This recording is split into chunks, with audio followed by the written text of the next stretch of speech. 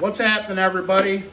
We're back out here in the shop today. I figured I'm going to do a video with you guys, an update video on our '04 Extreme big block Chevy Blazer build. I know you guys haven't seen it in the background in quite a while. It's been down at JW Race Cars in Swartz Creek. Well, it was there. Jason ended up going back to work full-time for the union as a heavy machine operator for the state of Michigan. So he ended up letting the shop go to his buddies. He's letting his buddies rent the shop out, and he moved all of his jigs and the Extreme Blazer over to his new place out in Davison, Michigan, where he's building the headers. We're putting brake lines on it, square, making sure the rear end's in there nice and square, setting the toe on the front end.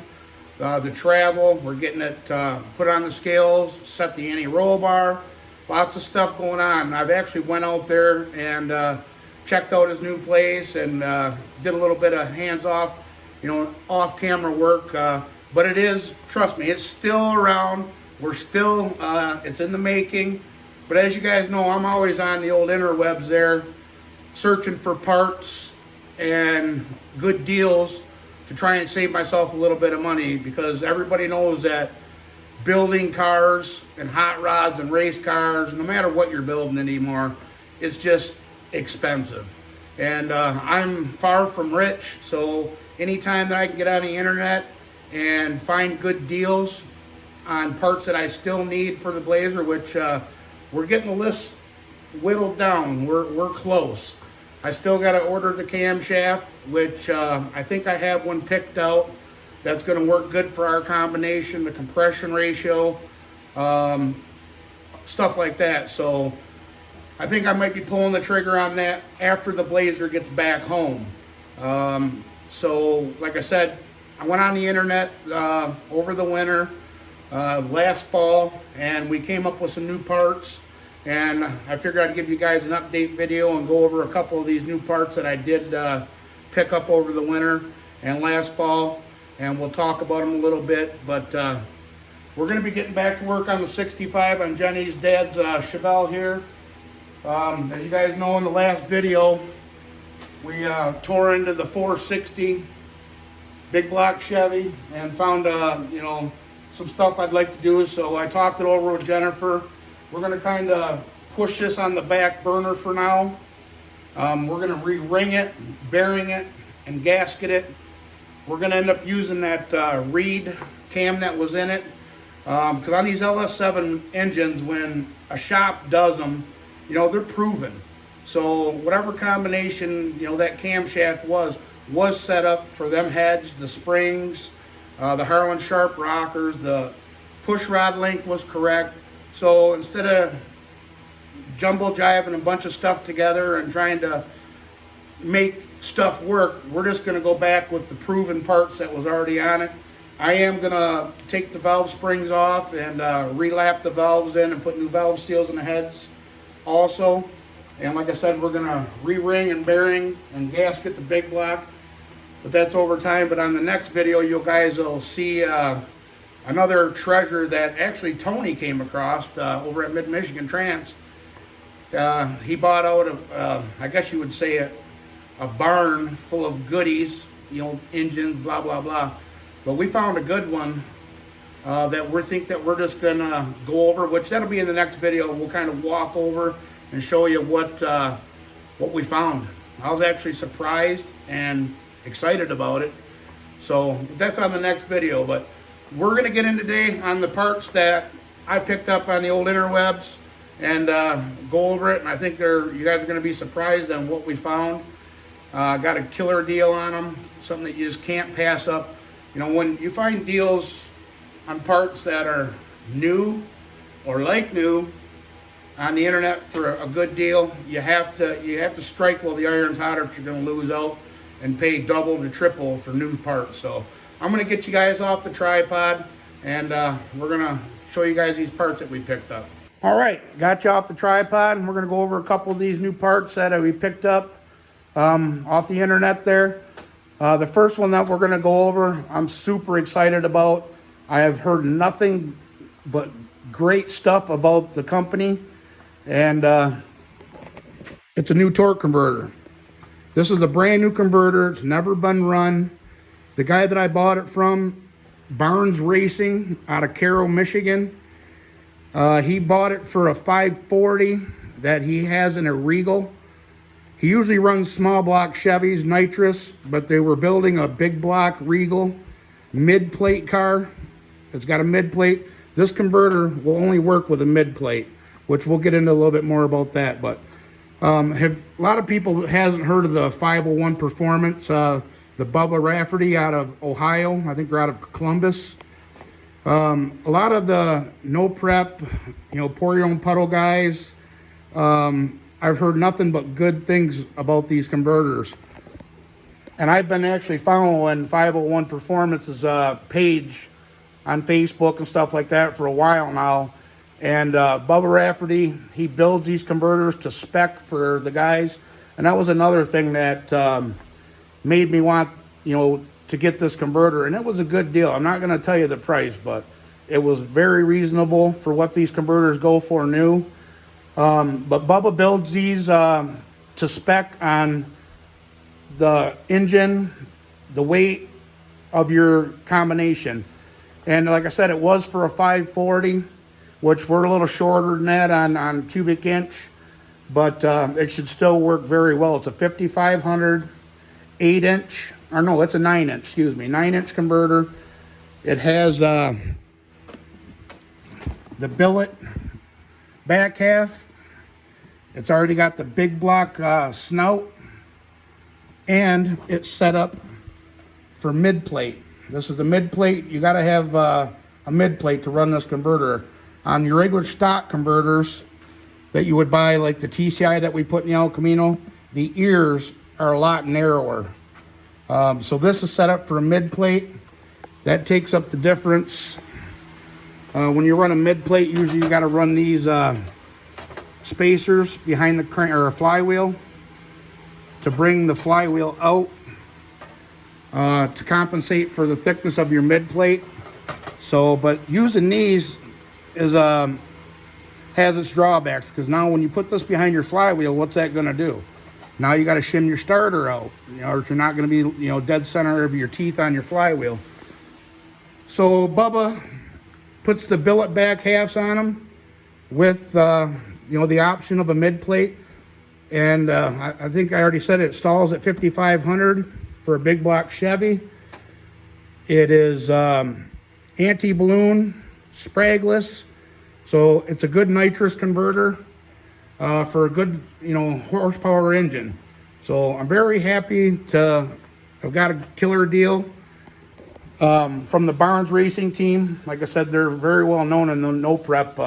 If you watch any of the Milan back half stuff, they're always there in the Regal. Andy Barnes and his whole family's into his program. His wife, his 2 boys.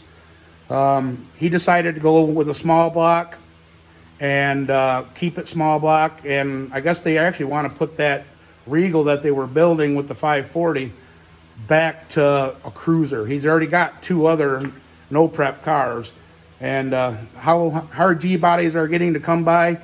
And he said the condition it was in, he's going back the other way, or it's going to end up with another small block. So, but yeah, I have can't wait to get this and in the old Blazer with the mid plate and everything, and see how this works. Like I said, 501 Performance, I've heard nothing but great things about this company, and Bubba Rafferty over there. So I think this is going to work good for our combination. We're going to be on up to 250 shot on the Blazer, so this is going to be a perfect converter. So big thumbs up to Bubba over there and his team over there at 501 Performance. And they build these guys. They build these converters for the everyday racer. He knows what it's like to try and build in the economy now. So he makes these converters to spec and at a reasonable price for the everyday Joe Blow like us that doesn't have very deep pockets, and we can still get a nice quality part. So thank you, Mr. Rafferty, and for what you do for the racing community. Hats off to you. I think Billy the Kid and the old man at the old man's garage, they all have 501 performance converters, and the S10, I do believe it's in the Nova, and the old man's Malibu. So heck yeah, can't wait to get that installed and see how it works on the Blazer. We're going to be, you know, a little bit lighter on the weight than what Andy's Regal was, but it shouldn't make a difference. If not, it'd work that much better. But hell yeah. So the next one we picked up our intake. This guy bought this intake, mocked it up, and never used it. As you guys can see there, it's brand new also, just like the converter. It's got the big square ports that'll work perfect on our 360 dart heads. It is the brodix HVH.